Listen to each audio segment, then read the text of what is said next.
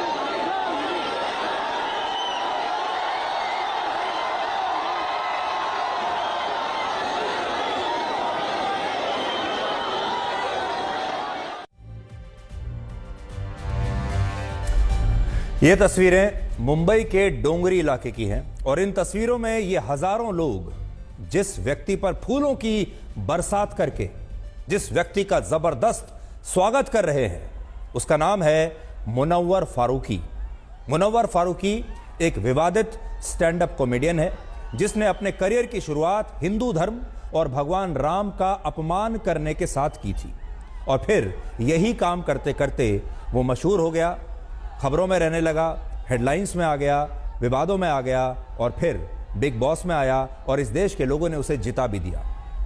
भारत के लोगों ने इसे ही भगवान बना दिया और अब यह भारत के मशहूर और विवादित रियलिटी शो बिग बॉस का विजेता बन गया है और इसे जिताने वाले लोग किसी और देश के नहीं हैं बल्कि हमारे ही देश भारत के लोग हैं और इनमें से हजारों लाखों दर्शक जिन्होंने इसे वोट दिया है वो हिंदू धर्म को मानने वाले लोग ही हैं।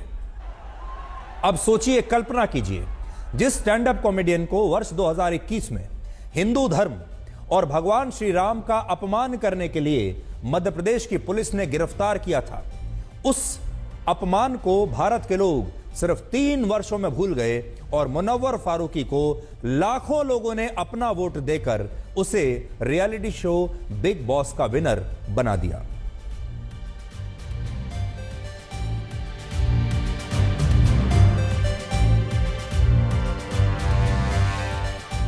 इससे भी बड़ी बात यह है कि भारत में कल बिग बॉस के आखिरी एपिसोड को यानी जो फाइनल था उसे अकेले ओटीटी प्लेटफॉर्म पर ही एक समय में 3 करोड़ से ज्यादा लोग देख रहे थे और टीवी पर भी करोड़ों लोगों ने मुनव्वर फारूकी की जीत पर तालियां बजाईं। लेकिन इस दौरान हमारे देश के लोग ये भूल गए कि यह वही स्टैंड अप कॉमेडियन है जिसने न सिर्फ भगवान राम का अपमान किया था बल्कि सीता जी के लिए भी अपशब्दों का इस्तेमाल किया था। आप ये मत सोचिए कि भारत के इतने बड़े राष्ट्रीय चैनल पर इस देश की पहली खबर मुनव्वर फारूकी के बारे में होगी। यह खबर मुनव्वर फारूकी के बारे में नहीं है, यह खबर आपके बारे में है, यह खबर इस देश की जनता के बारे में है, यह खबर इस देश की जनता की सोच के बारे में है। हमारे देश के लोग क्या सोचते हैं, कैसे व्यवहार करते हैं, अपना वोट किसे देते हैं, ये उनके बारे में है। और मैं चाहूंगा कि मैं आपको बार बार वो तस्वीरें दिखाऊं, वो वीडियो दिखाता चलूं, जिससे आपको यह पता चलेगा कि देखिए हमारे देश के जो युवा हैं वो किस कदर इस स्टैंड अप कॉमेडियन के लिए पागल हुए जा रहे हैं। एक तस्वीर इसके साथ खिंचाने के लिए, इसके साथ एक ऑटोग्राफ इसका लेने के लिए, इसकी एक झलक पाने के लिए हमारे देश के युवा, हमारे देश के छात्र, हमारे देश का जिसको आप कहते हैं कि भविष्य, वो कैसे पागलपन के सारे लक्ष्मण रेखाएं लांघ रहे हैं वो आप यहां पर देख सकते हैं। और आज मुनव्वर फारूकी क्या सोचते होंगे इसके बारे में भी आपको बताएंगे। अब सोचिए, भारत जैसा देश इस पूरी दुनिया में और कहां मिलेगा आपको?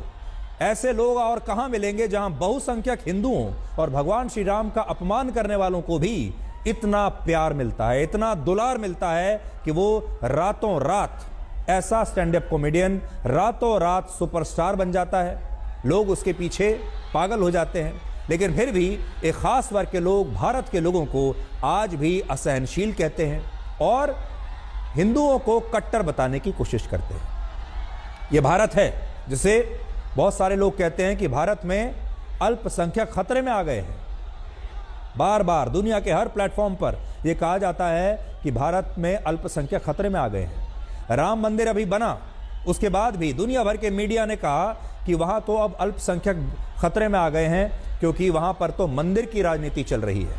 इस मंदिर की राजनीति वाले देश में, इस राम मंदिर वाले देश में आप देखिए, और यह भी कब, जब राम मंदिर का उद्घाटन हुए 1 हफ्ता ही हुआ है, 1 हफ्ते से भी कम का समय हुआ है। उस समय हमारे देश के लोगों ने बताया है कि वो क्या सोचते हैं और वो कितने सहनशील हैं, कितने बड़े दिल वाले हैं और वो कितने बड़े धर्मनिरपेक्ष हैं।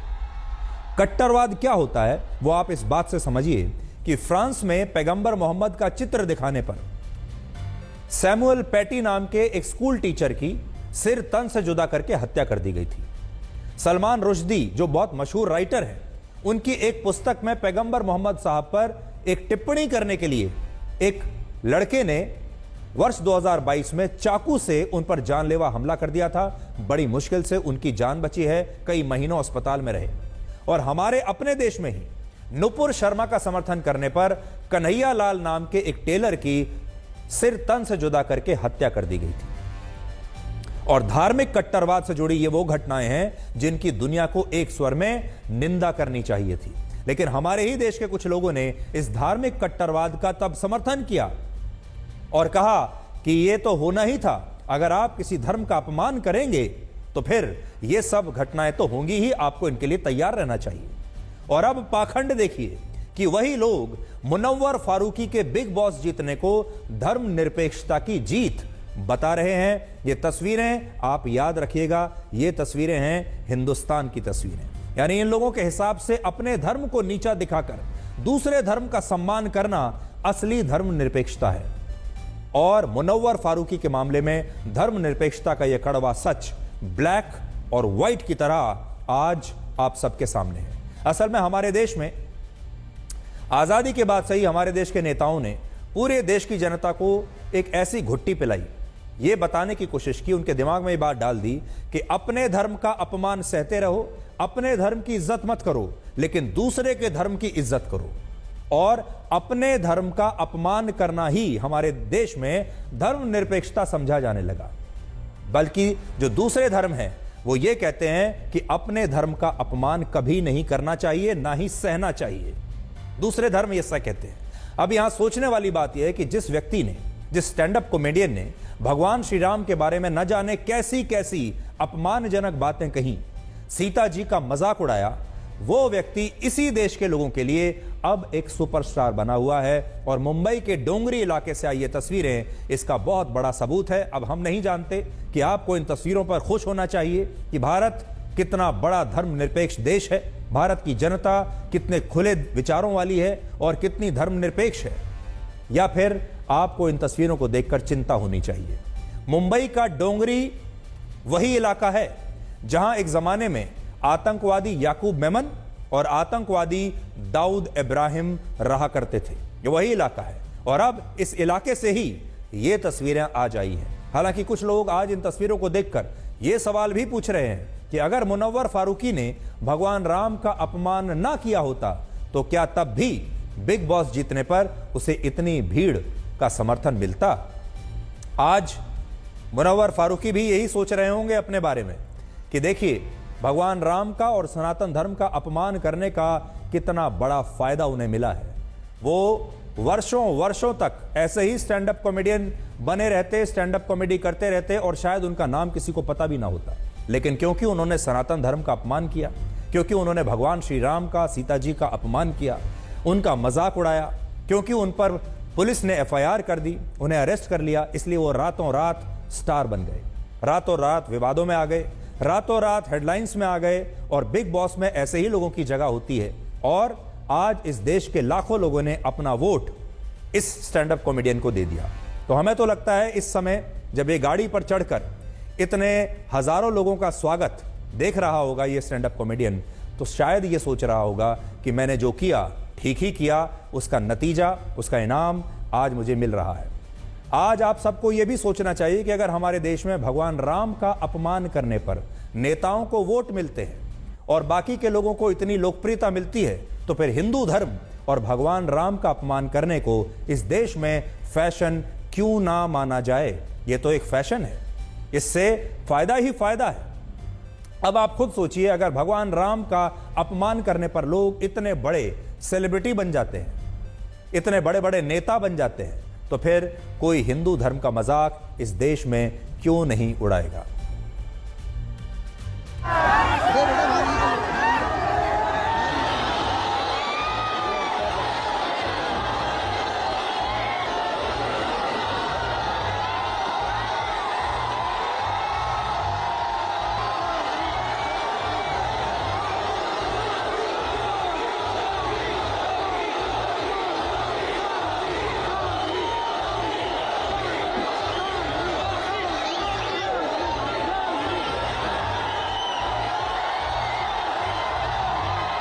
आई एम वेरी हैप्पी।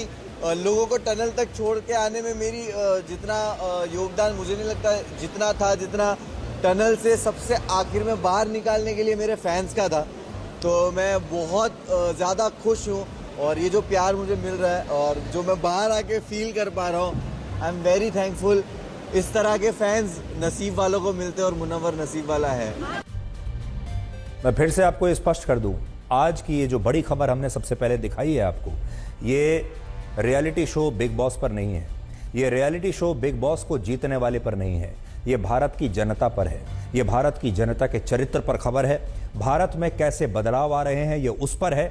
और ये हमारी टिप्पणी इस बात पर है कि अभी 22 जनवरी को 500 वर्ष के इंतजार के बाद भगवान श्री राम के भव्य मंदिर में प्राण प्रतिष्ठा की गई है।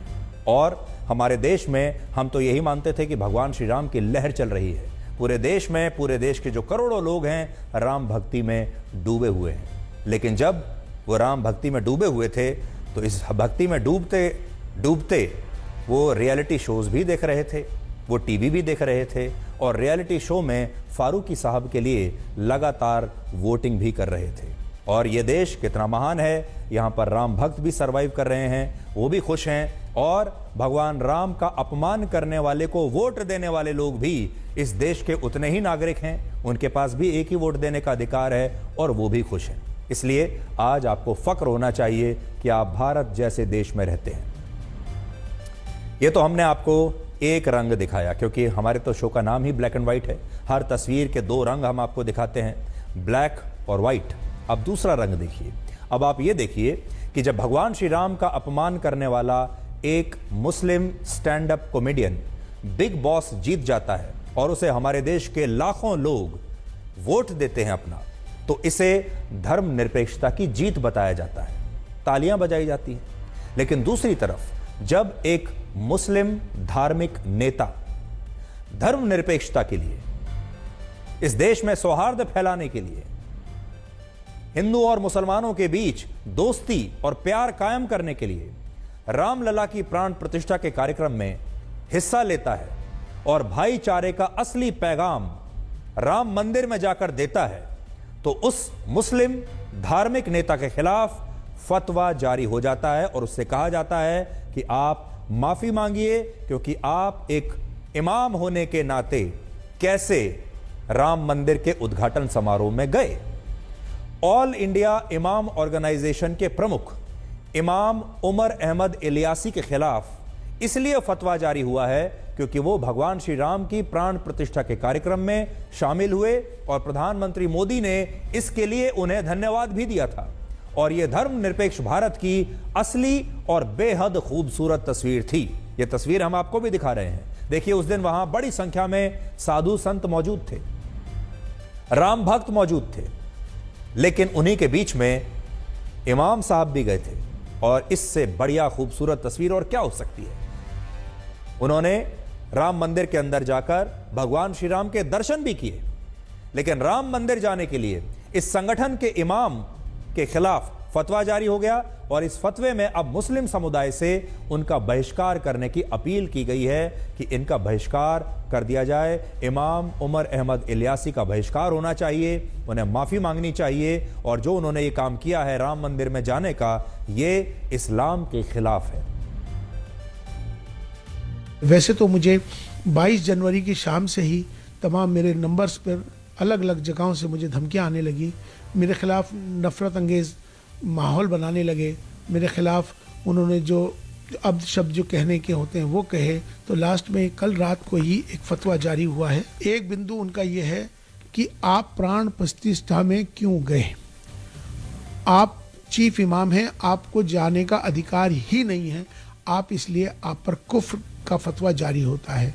दूसरा बिंदु उन्होंने ये दिया है कि आपने इंसानियत को धर्म से ऊपर कर दिया है, ये आपका गुनाह है, इसलिए आप पर फतवा जारी होता है। मेरा ये दोष है कि मैं अपने देश से प्रेम करता हूँ, मेरा इसलिए विरोध कर रहे हैं, तो मुझे लगता है कि शायद उनको पाकिस्तान चला जाना चाहिए। सो भारत के चीफ इमाम ने राष्ट्रवाद की बात की, भारत की बात की, हिंदू और मुसलमान की एकता की बात की, भगवान श्री राम की बात की, और ये सोचकर कि उनके भगवान श्री राम के मंदिर में जाकर प्राण प्रतिष्ठा के कार्यक्रम में शामिल होने से हिंदू और मुसलमानों के बीच दोस्ती कायम होगी, प्यार का रिश्ता कायम होगा, ये सोचकर ये वहां गए थे। और अब आप सोचिए, इनके अपने ही धर्म के लोगों ने, इनके अपने ही धर्म वालों ने इनके खिलाफ फतवा जारी कर दिया। कहा जा रहा है कि इनको इनके पद से हटाया जाए और इन्हें माफी मांगनी चाहिए। अब आप सोचिए, असली धर्मनिरपेक्षता आपको कहां दिखाई देती है। और जैसा मैंने आपको शुरुआत में कहा, हमारे देश में जो बहुसंख्यक हिंदू हैं, उनके दिमाग में एक बात डाल दी गई कि अपने धर्म का अपमान करना और दूसरे धर्म के लिए तालियां बजाना, दूसरे धर्म का रास्ता साफ करना, यही सच्ची धर्मनिरपेक्षता है। बल्कि जो दूसरे धर्म है वो ये कहते हैं कि सबसे पहले अपने धर्म के साथ खड़ा होना आपका कर्तव्य है, अपने धर्म का अपमान आप नहीं सहेंगे, सबसे पहले आपको अपने धर्म पर गर्व होना चाहिए। लेकिन आज बड़ा सवाल अब हम आप पर छोड़ते हैं कि भगवान राम का अपमान करना असली धर्मनिरपेक्षता है या भगवान राम का सम्मान करके रामलला की प्राण प्रतिष्ठा में शामिल होना असली धर्मनिरपेक्षता है। क्योंकि इस देश के बहुत सारे मुसलमान भगवान श्री राम का अपमान करने को असली धर्मनिरपेक्षता मान रहे हैं और रामलला की प्राण प्रतिष्ठा में शामिल होने को सांप्रदायिक और इस्लाम विरोधी बता रहे हैं। इसलिए हम अपने दर्शकों पर आज ये फैसला छोड़ते हैं, चाहे आप हिंदू हैं, मुसलमान हैं, सिख हैं, ईसाई हैं, पारसी हैं या किसी भी और धर्म को, जैन हैं, आप मानने वाले हैं। लेकिन ये दो तस्वीरें आज आप देख लीजिए। अगर ये दोनों ही तस्वीरें अगर आप इनको आंकेंगे, या तो दोनों को धर्मनिरपेक्ष बताइए और या फिर दोनों को ही सांप्रदायिक बताइए। अब हम आपको एक और विरोधाभास के बारे में बताएंगे और यह विरोधाभास भी भगवान राम के नाम के दुरुपयोग से जुड़ा हुआ है और हम चाहते हैं कि आज आप सब इसके बारे में भी जरूर सोचें।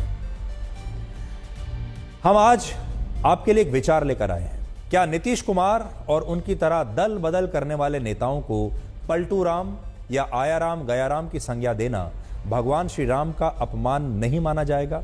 भगवान श्री राम को मर्यादा पुरुषोत्तम इसलिए कहा गया क्योंकि उन्होंने अपने जीवन में कभी मर्यादाओं का उल्लंघन नहीं किया। भगवान श्री राम ने अपने पिता राजा दशरथ के वचन को निभाने के लिए राजपाट और राजमहल को छोड़कर 14 वर्षों तक वन में अपना जीवन व्यतीत किया, वनवास ले लिया। और जब उन्होंने रावण के खिलाफ युद्ध लड़ा तो उस युद्ध में भी कभी किसी छल और प्रपंच का सहारा नहीं लिया। और भगवान राम ने अपने जीवन से लोगों को यही संदेश दिया कि प्राण से बड़ा प्रण होता है, प्राण से बड़ा प्रण होता है। लेकिन क्या भगवान श्री राम की ये मर्यादाएं और उनकी ये विचारधारा हमारे देश के आज के नेताओं पर फिट बैठती हैं? अब आप जरा सोचिए, अगर नीतीश कुमार की जगह भगवान श्री राम होते तो क्या वो वही करते जो नीतीश कुमार ने किया?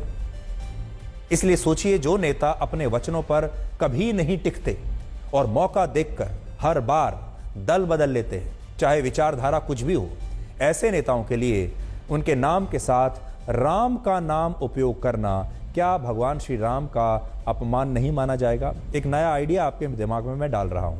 हमारे देश में जब कोई नेता पार्टी बदलता है तो उसकी राजनीति को या उसे राजनीति की दुनिया में आया राम गया राम का नाम दिया जाता है। और ये वो शब्द है जिसका पहली बार इस्तेमाल वर्ष 1967 में हुआ था। उस समय हरियाणा के एक नेता थे जिनका नाम था गयालाल। ये उनकी तस्वीर आज हमने आपको निकाली है। इनका नाम गयालाल है और गयालाल ने 15 दिन में 3 बार अपनी पार्टियां बदली और 15 दिन में 3 पार्टियां बदलकर सबको चौंका दिया। और जब वो फिर से वापस कांग्रेस में शामिल हुए तो हरियाणा के पूर्व मुख्यमंत्री राव वीरेंद्र सिंह ने कहा था कि गया राम अब आया राम हो गए हैं। यानी गयालाल एक बार जब गए तो वो गया राम हो गए और फिर जब वापस आए तो वो आया राम हो गए। और तभी से भारत में दल बदल की राजनीति को आया राम गया राम और दल बदलने वाले नेताओं को पलटू राम कहा जाने लगा। और यही शब्द आज नीतीश कुमार के लिए भी इस्तेमाल हो रहे हैं। लेकिन सोचिए, जिस राजनीति में आदर्श नहीं, जिसमें मर्यादाएं नहीं, उस राजनीति को और ऐसे नेताओं को भगवान श्री राम के नाम से जोड़ना कितना उचित होगा। तो आज हम यही कहना चाहेंगे कि आया राम गया राम तो ठीक है, लेकिन उसमें से राम को हटा देना चाहिए। पलटू तो ठीक है, पलटने वाले को पलटू कहते हैं, लेकिन राम को हटा देना चाहिए। अब आप ये देखिए कि सोशल मीडिया पर लोग बिहार के मुख्यमंत्री नीतीश कुमार को लेकर और क्या क्या बातें लिख रहे हैं। आज पूरे देश में नीतीश कुमार को लेकर पूरे देश के लोग उनका मजाक उड़ा रहे हैं। कहीं उनके लिए कहा जा रहा है कि वो पाटलिपुत्र के पलटी पुत्र हैं। कहीं पर कहा जा रहा है कि उनकी जो पार्टी है जेडीयू, उसका नाम होना चाहिए जनता दल यू टर्न। कहीं पर यह कहा जा रहा है कि सड़क पर जहां यू टर्न का साइन बोर्ड लगता है, अब वहां पर सिर्फ नीतीश कुमार की फोटो लगा देनी चाहिए। यानी पूरे देश के लोग नीतीश कुमार का मजाक उड़ा रहे हैं।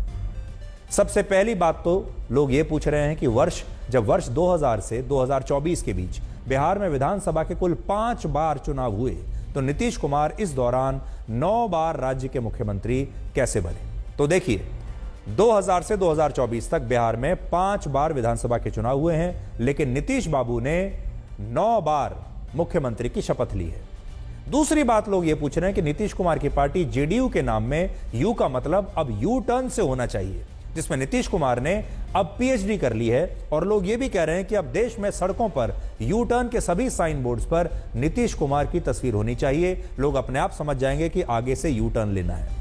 और लोग ये भी कह रहे हैं कि जिस तरह योगा में चक्रासन होता है, उसी तरह राजनीति में अब पलटी मारने के लिए नीतीश कुमार ने नीतीश आसन का आविष्कार किया। यह नया आसन है नीतीश आसन, जिसकी मदद से वो बहुमत न होने के बाद भी 9 बार बिहार के मुख्यमंत्री पद की शपथ ले चुके हैं। सोचिए, नीतीश कुमार की पार्टी को आज तक कभी चुनावों में एक बार भी बहुमत नहीं मिला, लेकिन इसके बावजूद वो 9 बार बिहार के मुख्यमंत्री बने और अभी वो बिहार में सबसे ज्यादा समय तक मुख्यमंत्री के पद पर रहने वाले नेता बन गए हैं। यह नया रिकॉर्ड है।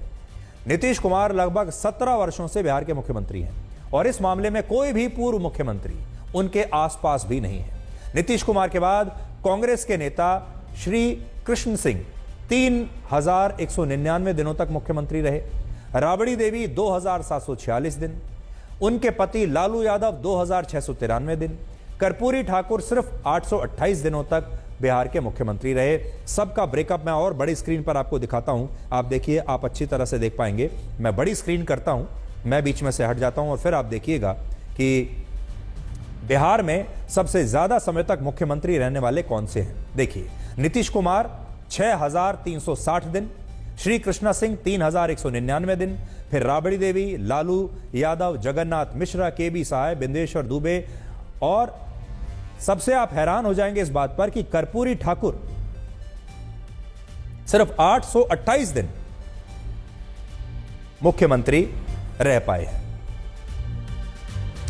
आज आजादी के 75 वर्षों के बाद भी बिहार अगर पिछड़ा हुआ है तो इसके लिए यही सारे नेता जिम्मेदार हैं, जिनकी अभी मैंने तस्वीर दिखाई। फिर से आपको दिखाते हैं। बिहार के लोग अगर आज हमें देख रहे हैं और वो सोचते हैं कि बिहार में उतना विकास क्यों नहीं हुआ जितना बाकी देश में हुआ, बिहार में उतनी सुविधाएं और उतना विकास क्यों नहीं है, वैसी सड़कें क्यों नहीं है जैसी बाकी राज्यों में है, तो उन्हें इन चेहरों पर ध्यान देना चाहिए। शुरुआत से लेकर अब तक इन चेहरों को आपको देखना चाहिए, क्योंकि यही लोग जिम्मेदार हैं जिसकी वजह से आज बिहार के लोगों की ये स्थिति बनी हुई है।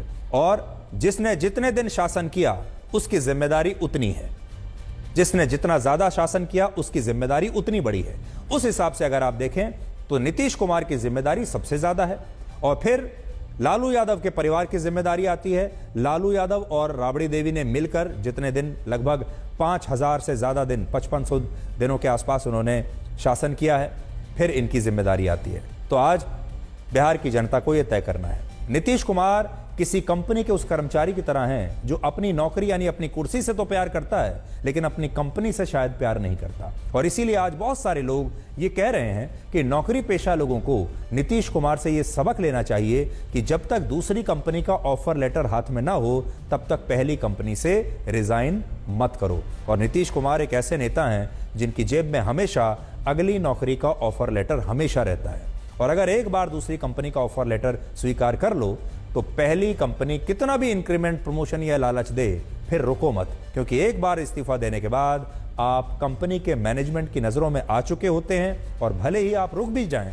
कंपनी आपका रिप्लेसमेंट उसी समय से ढूंढने लगती है। और ये बातें आज भारत के नौकरी पेशा लोग नीतीश कुमार से सीख सकते हैं। तो एक बार नीतीश कुमार अगर इस्तीफा दे देते हैं, एक बार वो कुछ ठान लेते हैं, तो फिर वो अपनी भी नहीं सुनते। अब हम आपको ये बताते हैं कि इंडिया गठबंधन से नीतीश कुमार के ब्रेकअप की इनसाइड स्टोरी क्या है, आप सब लोग बहुत जानना चाहते होंगे। सूत्रों से हमें यह पता चला कि नीतीश कुमार विपक्ष के इंडिया गठबंधन के संयोजक बनना चाहते थे, या यह कह लीजिए कि प्रधानमंत्री पद के उम्मीदवार बनना चाहते थे। लेकिन राहुल गांधी इसके लिए तैयार नहीं थे और उन्होंने कहा था कि वो ममता बनर्जी से चर्चा करके इसके बारे में बताएंगे। जिसके बाद नीतीश कुमार नाराज हो गए और उन्होंने गुस्से में कहा कि उन्हें कुछ नहीं बनना, आप लालू यादव को संयोजक बना दीजिए। यह नाराजगी 13 जनवरी को तब और बढ़ गई जब बिहार में सीट शेयरिंग को लेकर इंडिया गठबंधन के नेताओं ने एक वर्चुअल बैठक की, और इस बैठक में जब सीट शेयरिंग के फॉर्मूले से नीतीश कुमार संतुष्ट नहीं हुए तो उन्होंने इंडिया गठबंधन को छोड़कर बीजेपी में शामिल होने का फैसला ले लिया, और ऐसा करके पूरे देश को चौंका भी दिया। क्योंकि नीतीश कुमार कहते थे कि मर जाएंगे लेकिन बीजेपी के साथ नहीं जाएंगे, तो फिर अब क्यों चले गए? बीजेपी ने भी पूरे देश को हैरान किया है, लेकिन वो हम बताएंगे आपको कि क्यों हैरान किया है। लेकिन उससे पहले आप नीतीश कुमार की कहानी सुन लीजिए। असल में नीतीश कुमार ने एक बहुत बड़ा सपना देख लिया, और वो सपना उनकी राजनीतिक हैसियत से बड़ा सपना था। सपना क्या था? सपना था अगली बार प्रधानमंत्री बनने का सपना। वो पूरा कैसे होता? वो पूरा तब होता जब इंडिया गठबंधन एक बहुत बड़ा विशाल रूप लेता और इंडिया गठबंधन में वो नंबर 1 नेता बन जाते, इंडिया गठबंधन के संयोजक बन जाते। इसलिए आप याद कीजिए 1-1.5 साल पहले से उन्होंने ये कोशिशें शुरू कर दी थी, और वो अपने आप को ऐसे प्रोजेक्ट करते थे जैसे वही इस पूरे इंडिया गठबंधन के संयोजक हैं। और उनकी नज़र थी कि अगर ये गठबंधन की जो गोटियां हैं वो फिट बैठ जाएं तो मैं प्रधानमंत्री बन सकता हूं। ये जो सपना उन्होंने देखा, असल में ये सब कुछ उस सपने की वजह से हो रहा है, क्योंकि जब इंडिया गठबंधन बना तो नीतीश कुमार का सपना उनकी आंखों के सामने ही टूटने लगा। और एक टाइम ऐसा आया जब उन्हें ऐसा लगा कि कहीं ऐसा ना हो कि प्रधानमंत्री का सपना देखते देखते मुख्यमंत्री की कुर्सी भी चली जाए। क्योंकि कुछ ही दिनों के बाद लालू यादव ऐसा कह रहे थे कि जैसे ही लोकसभा के चुनाव खत्म होंगे उसके बाद वो अपने बेटे तेजस्वी यादव को मुख्यमंत्री बनाना चाहते थे, और फिर नीतीश कुमार का क्या होगा उन्हें ये चिंता सताने लगी। यानी लोकसभा चुनाव के बाद प्रधानमंत्री का पद तो बहुत दूर की बात है, वो मुख्यमंत्री भी नहीं रहते, और अगर वो इंडिया गठबंधन के साथ चुनाव लड़ते तो उनकी पार्टी का परफॉर्मेंस बहुत खराब रहता। लोकसभा में उनकी बहुत कम सीटें आने वाली थी, ये बात वो समझ चुके थे। यानी लोकसभा चुनाव के बाद वो अपना पूरा राजनीतिक करियर खत्म देख रहे थे। जेडीयू की सीटें बहुत कम होने वाली थी, उनको ऐसा लग रहा था कि अगर इंडिया गठबंधन के साथ चुनाव लड़ा तो सीटें भी नहीं आएंगी, वोट भी नहीं मिलेंगे, मुख्यमंत्री की कुर्सी भी जाएगी, और प्रधानमंत्री बनने का तो सवाल ही नहीं है। इसलिए क्योंकि उनका एक ही सिद्धांत है, सरकार नई, मुख्यमंत्री वही, पार्टियां आती जाती रहेंगी, गठबंधन बनते बिगड़ते रहेंगे, सरकारें आती जाती रहेंगी, लेकिन कुर्सी पर एक ही व्यक्ति बैठेगा और वो है नीतीश कुमार। और वो भी सिर्फ किस लिए? क्योंकि वो अति पिछड़ा वर्ग से आते हैं, और बिहार में जातियों का कॉम्बिनेशन ऐसा है कि उन्हें हटाने की हिम्मत कोई कर नहीं सकता। बीजेपी भी उन्हें हटाने की हिम्मत नहीं कर सकती, क्योंकि बिहार में वोट बैंक की जो राजनीति है वो आज भी सिर्फ और सिर्फ जाति पर ही आधारित है। अब देखिए कि बीजेपी ने ऐसा क्यों किया। बीजेपी की आखिर ऐसी क्या मजबूरी थी? बीजेपी तो कहती थी कि we are a party with difference. BJP तो कहती थी कि हम तो सिद्धांतों की पार्टियां हैं। फिर उन्होंने सारे सिद्धांत क्यों तोड़ दिए? तो बीजेपी ने पूरे देश को हैरान किया, क्योंकि बीजेपी कहती थी नीतीश कुमार के लिए उनके सारे दरवाजे बंद हो चुके हैं, लेकिन बीजेपी ने शायद नीतीश कुमार के लिए कहीं कोई खिड़की एक खुली छोड़ी हुई थी जिससे वो वापस आ सके।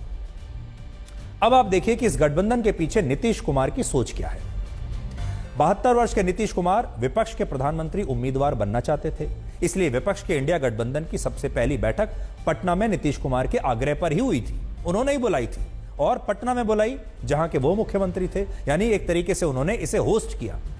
लेकिन जब उन्हें यह लगा कि कांग्रेस और विपक्ष के बाकी दल नीतीश कुमार को अपना प्रधानमंत्री उम्मीदवार नहीं बनाएंगे, तो नीतीश कुमार ने इंडिया गठबंधन लालू यादव की पार्टी से ब्रेकअप कर लिया।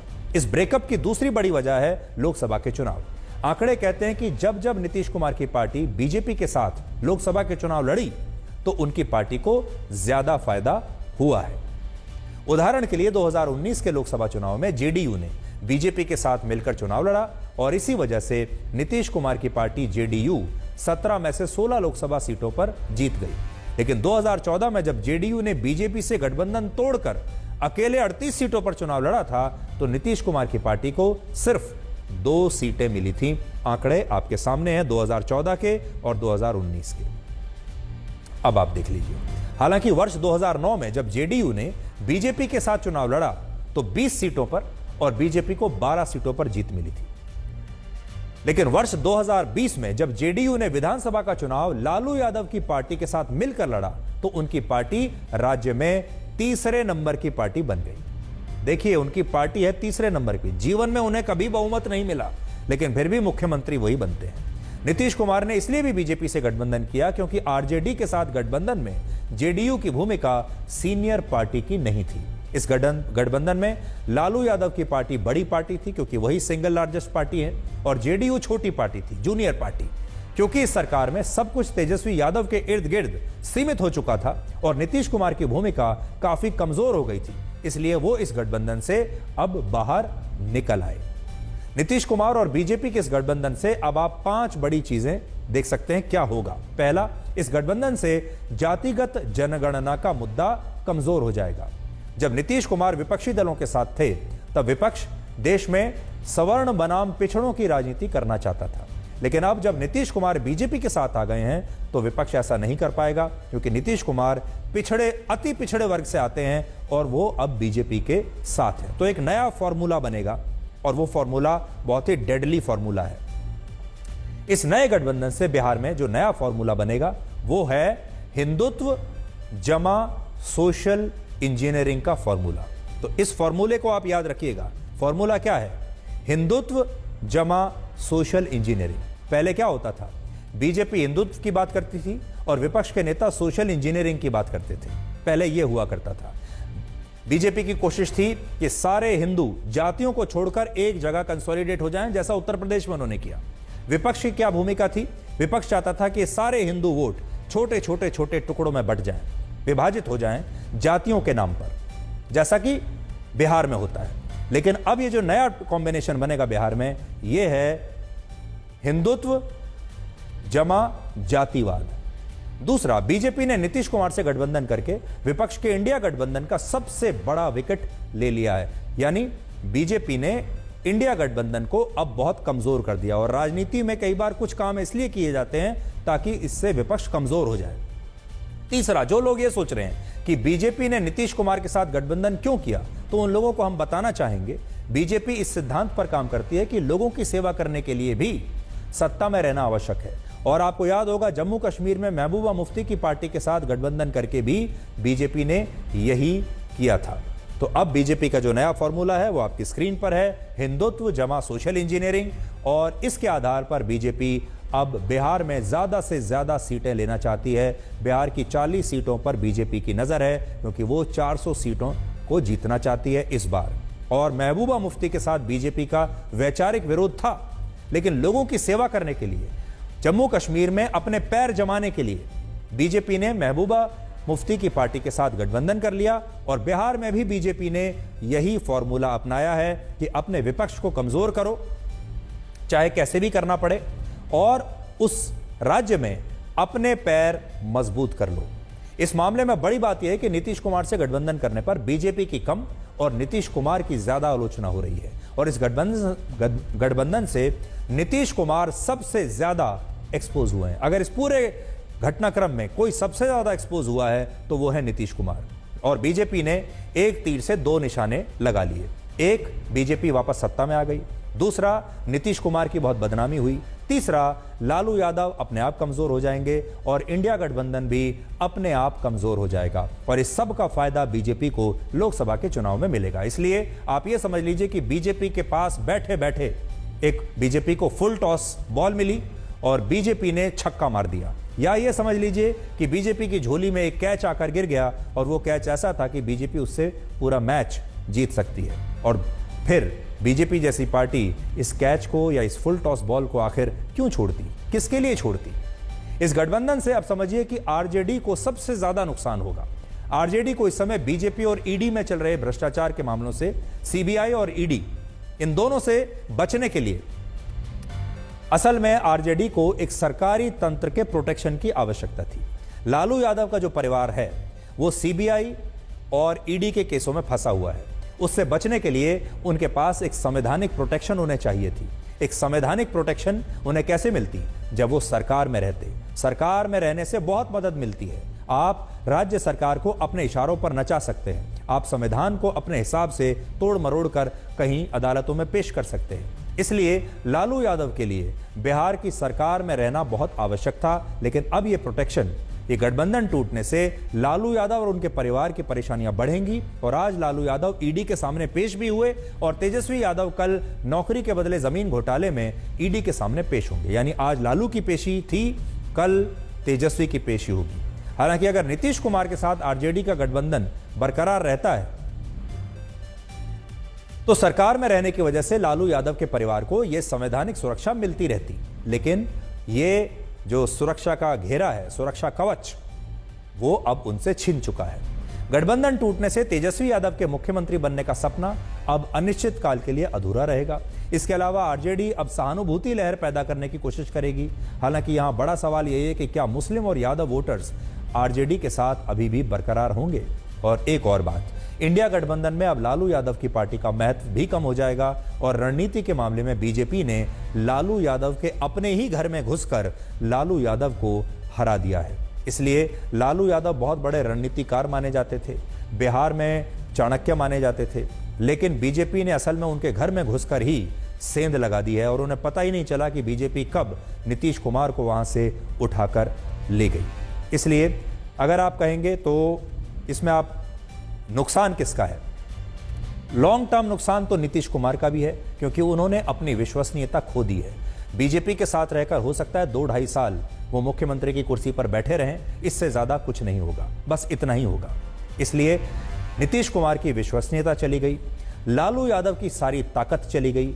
और इंडिया गठबंधन के बारे में तो हम आपको यही कहना चाहेंगे कि जब से प्राण प्रतिष्ठा हुई है राम मंदिर में, उसी दिन से लेकर अब तक इंडिया गठबंधन के प्राण धीरे धीरे करके निकलते जा रहे हैं। तो प्राण प्रतिष्ठा के बाद से ही इंडिया गठबंधन के प्राण निकल रहे हैं। पहले ममता बनर्जी ने कहा कि वो अकेले चुनाव लड़ेंगी, फिर आम आदमी पार्टी ने कहा कि पंजाब में एक भी सीट नहीं देंगे कांग्रेस को, उसके बाद नीतीश कुमार जाकर बीजेपी की गोदी में बैठ गए और अब उत्तर प्रदेश में भी अखिलेश यादव ये कहते हैं कि वो 11 से ज्यादा सीटें कांग्रेस के लिए नहीं देंगे। तो देखिए कैसे धीरे धीरे अब इंडिया गठबंधन के प्राण निकल रहे हैं। तो इसमें असल में सबको ही नुकसान है, एक को छोड़कर, और वो है बीजेपी। बीजेपी का इसमें फायदा ही फायदा है।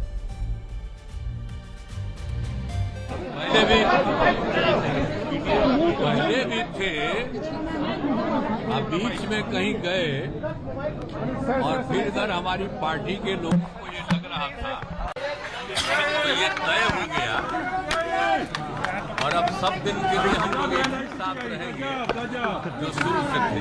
लालू जी से जब बात किया, तेजस्वी से जब बात किया था, उन्होंने बोल रहे थे कि हमको भी ऐसा संशय आ रहा है कि ये हमारे हाथ से चले जाएगा, और आज वो सच हुआ। ऐसे देश में तो बहुत से लोग हैं, आया राम गया राम। मुझे लगता है कि नीतीश जी को नहीं जाना चाहिए था। उन्होंने जो किया वो ठीक नहीं किया, गलत किया उन्होंने। जनतंत्र के लिए इस तरह का कंडक्ट सही नहीं है। इससे अब आप ये देखिए कि जब नीतीश कुमार जैसे नेता सत्ता में रहने के लिए सारे सिद्धांतों को ताक पर रख देते हैं, तब हरियाणा के मुख्यमंत्री मनोहर लाल खट्टर ने आज रोहतक जिले में अपने पैतृक घर को दान कर दिया है और इस घर में अब एक ई लाइब्रेरी बनाई जाएगी और इस लाइब्रेरी से गांव के बच्चों को फायदा होगा। इसलिए आज हमारे देश के नेता मनोहर लाल खट्टर से बहुत कुछ सीख सकते हैं। मनोहर लाल खट्टर ने क्या कहा है, सुनिए। ये गांव मेरे लिए बहुत ही दर्शनीय है, मेरे लिए बहुत एक प्रकार से, क्योंकि मेरा बचपन यहाँ बीता है, मेरी पढ़ाई यहाँ हुई, माता पिता की जो निशानी, वो एक मकान ये जो उन्होंने मुझे मेरे नाम किया था, मुझे लगा है कि ये गांव के काम आना चाहिए। आज मैंने घोषणा की है कि इस मकान के साथ हमारे पड़ोस में भी मेरे चाचा जी के बेटे का एक मकान है, वो सब मिला करके और लगभग 200 गज का ये मकान आज मैंने गांव को सुपुर्द कर दिया है, ताकि गांव के लोग यहाँ आगे आने वाले पीढ़ी के लिए, बच्चों के लिए, नौजवानों के लिए पढ़ाई के नाते से उनकी एक लाइब्रेरी की व्यवस्था हो जाए। ई लाइब्रेरी की स्थापना करेंगे। तो मुख्यमंत्री खट्टर ये कहते हैं कि वो जितनी भी उनके पास पुश्तैनी जायदाद है, जो भी जायदाद उनके पास है, वो सब दान दे देंगे, अपने पास कुछ भी नहीं रखेंगे और शायद वो समझ गए होंगे कि उनके बाद हो सकता है उनका परिवार इसी जायदाद पर लड़ाई झगड़ा करे, जो भी छोटी मोटी जायदाद उनके पास है। इसलिए उन्होंने इस जायदाद को अभी से दान देने का फैसला किया है। हमारे देश में कितने ऐसे मुख्यमंत्री होंगे जो ये काम कर सकते हैं।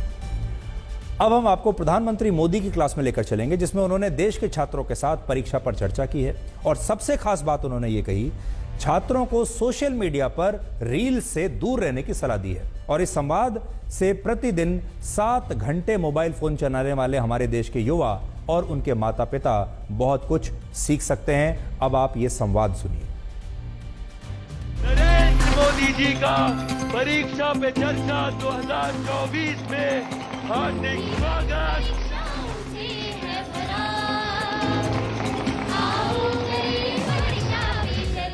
आदरणीय प्रधानमंत्री जी से मेरा प्रश्न है कि हम आपकी तरह सकारात्मक कैसे हो सकते हैं। किसी भी प्रकार के प्रेशर को झेलने के लिए सामर्थ्यवान बनाना चाहिए। रोते बैठना नहीं चाहिए। मान के चलना चाहिए कि जीवन में आता रहता है, दबाव बनता रहता है, तो खुद को तैयार करना पड़ता है। दबाव को हमने अपने तरीके से मन से एक बार इस स्थिति से जीतना है, ये तो संकल्प करना होता है। कभी कभी तो मैंने देखा है कि जो मां बाप अपने जीवन में ज्यादा सफल नहीं हुए हैं, जिनको अपने पराक्रम, अपनी सफलताएं, अपनी सिद्धियों के विषय में दुनिया को कुछ कहने को नहीं है, बताने को नहीं है, तो वे